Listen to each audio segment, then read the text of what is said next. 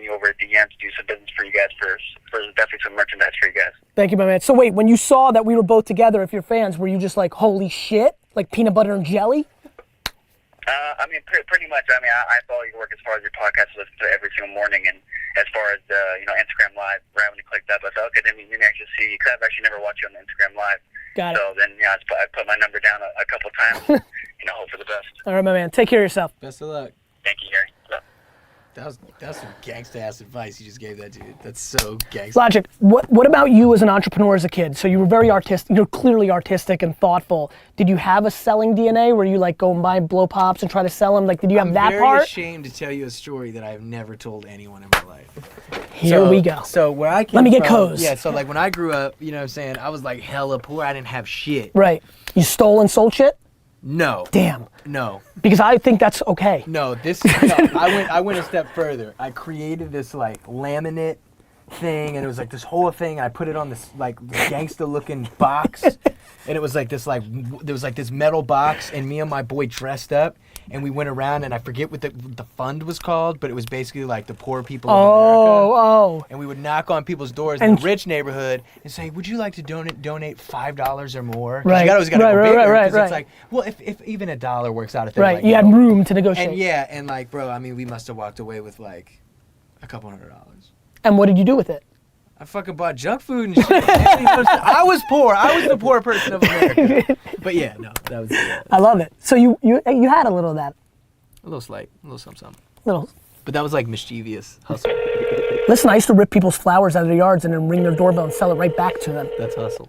So everybody starts with a little bit of that when you're young and you don't know better.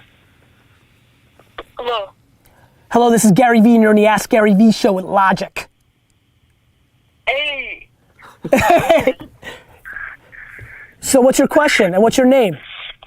My name's Nathan, and my question is, like, what is your best advice for startup businesses? Because, like, I've been working on one for 3 years, and it's just still small. I don't know what to do.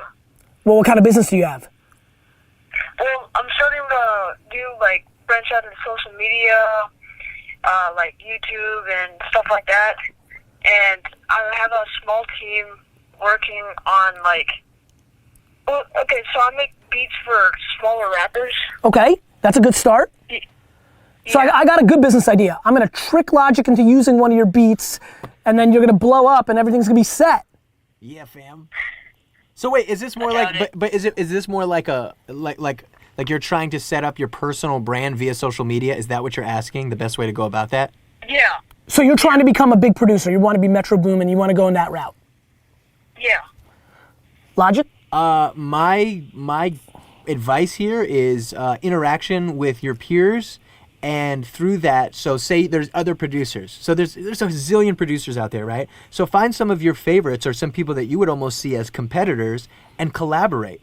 If you work with somebody else, you guys are always trying to outdo each other, but it's such a friendly competition that their listeners on their YouTube and their Twitter are going to find out that you guys are working together, and then they're going to want to hear what you're doing with this guy or that guy, and then through that, then other rappers are going to start to hear what you guys are doing together or even individually, and then want to mess with you, and then that rapper might have, 2,000 followers or 5,000 followers, whatever the case may be. So to be quite honest, I think it's, especially in this day and age for personal branding, there's two things. There's one, you should, do little vlogs and talk about who you are and the things that you like and the things you enjoy. How do you produce? Is it FL Studio? Is it Ableton? Do you use an MPC? Do you like the keyboard? All these things. Do tutorials. How to make beats. How to this, how to that. You want people to tune in and go, I like this guy, so for everything I want, I'm going to come to him. Whether I want to buy a beat, whether I want to learn how to make a beat, or whatever the case may be, it should be all about you. You want to be the shit, you know what I mean? So I would say just have fun and connect with others